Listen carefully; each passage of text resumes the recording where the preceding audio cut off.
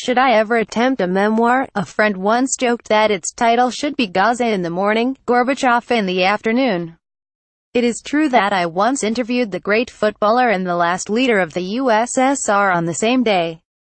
I'm very lucky that my job sometimes throws up random encounters like that. This Monday by chance I did live interviews with both the Chinese artist Ai Weiwei for All Out Politics, and the British politician David Miliband. What struck me though, was that these did not turn out to be random unrelated encounters, as with Paul Gascoigne and Mikhail Gorbachev, because, quite independently of each other, the two men have been devoting their energies to the same global issue.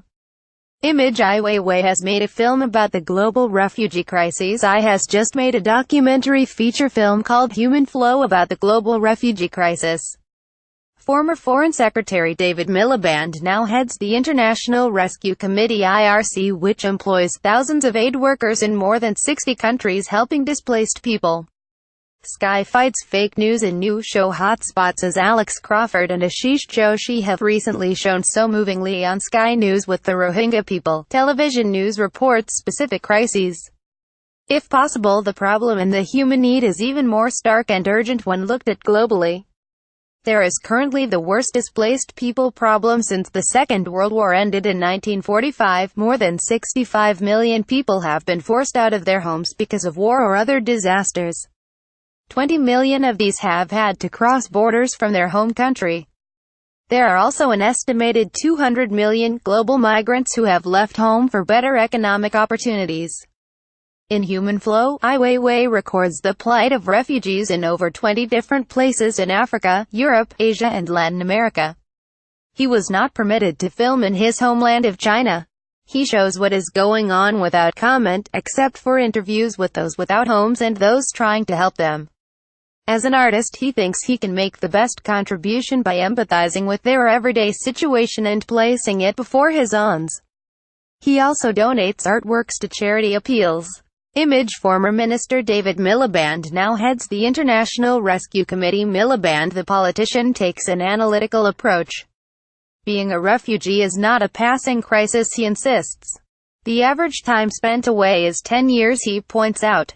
What's more, those who are homeless for 4 years are likely to be refugees for 21 years. IRC aims to employ most of its workers locally from the communities affected. Controversially, Miliband also argues that the best way to help can be to give victims cash. $100 generates $400 of economic activity, he says. The body is currently competing for a $100 million £75 million award, which would be spent on education refugee children traumatized by the conflicts in Iraq and Syria. More than 65 million people have been forced out of their homes because of war or other disasters.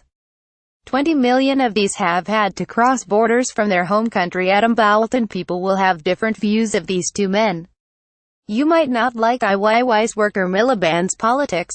Still both, I would argue, are persons of achievement, as Desert Island Discs rather primly puts it.